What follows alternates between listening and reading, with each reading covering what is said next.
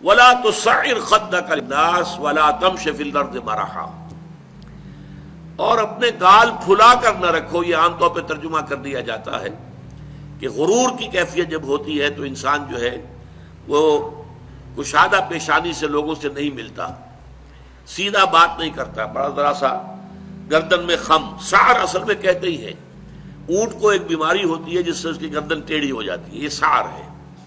تو جس کو ہم اپنی زبان میں کہتے ہیں کج روخی.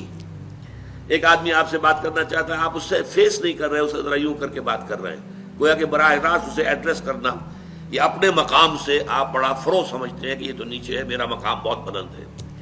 اسی طرح یہ جو کج کلاہی ہوتی ہے، کلاہ جو ہے وہ بھی ذرا ٹیڑھا ہو، ٹوپی جو ہے وہ ٹیڑھی ہو سر کے اوپر، تو یہ کج رخی اور کج کلاہی یہ تمام چیزیں جو ہیں یہ ہے ولا تصعر خدک للناس.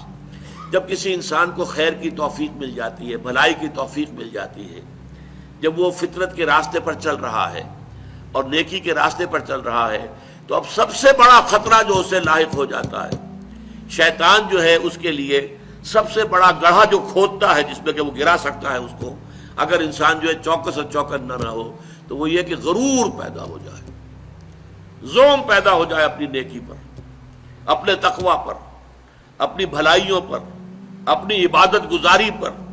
اگر زوم پیدا ہو گیا and you look down upon the others، دوسروں کو آپ بنظر استحقار دیکھنے لگے، تو آپ کی ساری اچیومنٹس زیرو سے ضرب کھا کر زیرو ہو جائے گی، gone with the wind، ختم.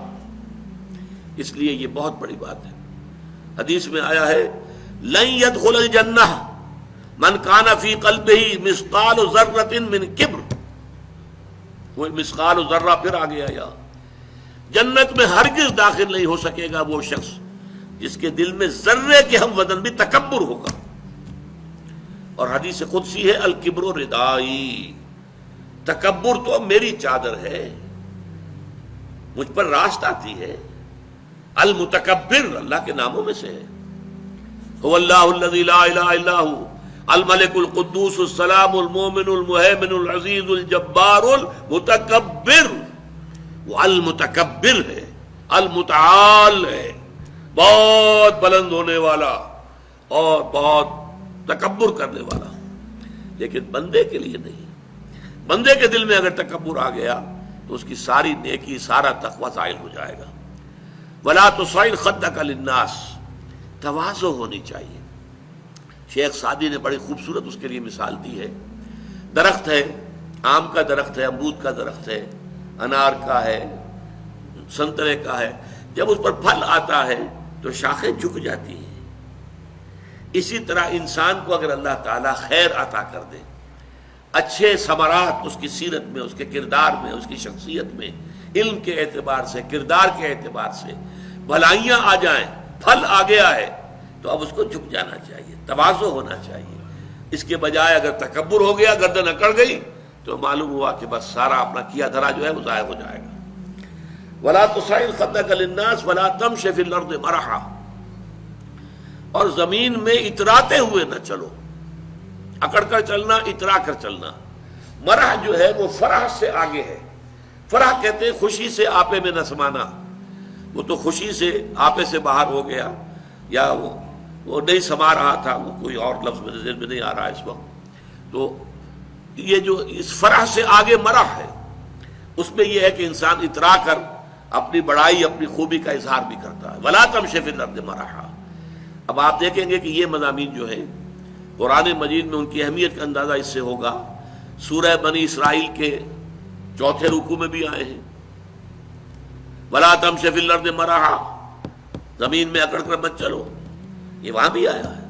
اسی طریقے سے اور دوسرے مقامات پر سورہ الفرقان کے آخری رکوع میں بھی آیا ہے وعباد الرحمن الذین یمشون علی الارض ہونا. اللہ کے نیک بندے تو وہ ہیں جو زمین پر چلتے ہیں تو آہستگی کے ساتھ چلتے ہیں. وہ زور سے قدم مار کر نہیں چلتے، گردن اکھاڑ کر نہیں چلتے، گردن اکڑا کر نہیں چلتے. اور گردن بھی اکڑی ہوئی ہو اور سر کے اوپر ایک جو ہے صافہ، اس کا ترا بھی جو ہے وہ بڑا اونچا کر لیا گیا، تو اس سے کیا ہوتا ہے؟ انک لن تخرق الارض ولن تبلغ الجبال طولا. تم کتنے ہی زور سے پاؤں مار کر چلو گے، ہماری زمین کو پھاڑ نہیں سکتے. اور کتنی ہی گردن اکڑا لو اور کتنا ہی ترا چڑھا لو، پہاڑوں کی بلندی تک تو نہیں پہنچ سکتے. تو یہ در حقیقت مضمون بہت اہم ہے، متعدد مقامات پر آیا ہے، اور سورۃ الفرقان کا جو آخری رکوع ہے وہ تو ہمارے منتخب نصاب میں ہے اور وہ تفصیل سے ہم پڑھیں گے. تو ولا تصعر خدك للناس ولا تمش في الارض مرحا ان اللہ لا يحب كل مختال فخور. یقیناً اللہ تعالیٰ کو بالکل پسند نہیں ہے جو اکڑ کر چلنے والے ہیں اور شیخی خورے ہیں. مختال کا لفظ بڑا پیارا ہے، یہ خیل سے بنا ہے. خیل جو ہے اعلیٰ نسل کا گھوڑا، بہت اونچی جس کی پیڈگری ہو، اگر آپ اس کی چال دیکھیں گے اس کی چال میں ایک تمکنت ہوتی ہے. جب انسان اپنی چال میں یہی تمکنت اختیار کرتا ہے تو یہ اختیال ہے، گویا کہ خیل کا سا انداز اختیار کرنا اپنے چلنے میں. خیل سے باب افتعال بنا اختیال. تو اللہ تعالیٰ کو بالکل پسند نہیں ہے کل مختال فخور، فخر کرنے والے. اپنی نیکیوں پر، اپنی دولت پر بھی فخر ہوتا ہے، لیکن اپنی نیکی پر بھی ہوتا ہے، اپنے علم پر بھی ہوتا ہے، اللہ بچائے. اپنی عبادت پر بھی ہوتا ہے، اللہ تعالیٰ اس سے اپنے حفظ و امان میں رکھے. ان اللہ لا يحب كل مختال فخور.